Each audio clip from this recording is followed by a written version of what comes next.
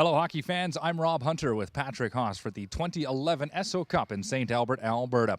Semifinal Friday goes as scripted. The top two teams in the round robin now move on to the gold medal game. Patrick, the first semifinal today, the Notre Dame Hounds with the 5-1 win over the Toronto Arrows. Yeah, it was a great start for the Hounds. They got 2 goals in the first 7 minutes. They were really rolling along. Ontario, a little bit of a pushback. They got a goal, made it 2-1. Then they ran into some penalty trouble. They actually killed off both penalties.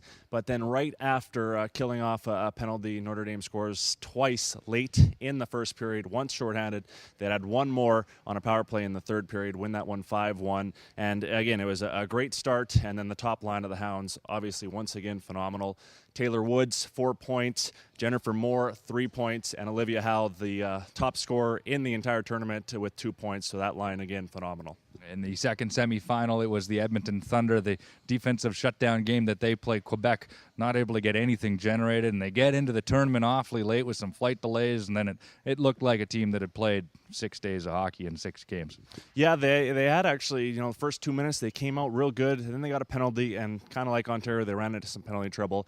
One of the most dominating performances of the tournament so far, Edmonton all over them. The shots 33-12.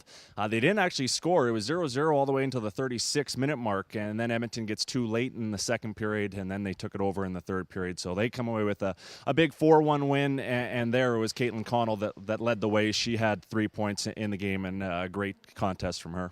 So let's look ahead. First off, the bronze medal game, a little bit of a Montreal-Toronto rivalry going on, and 2 teams that will be anxious to try and bounce back from losses today.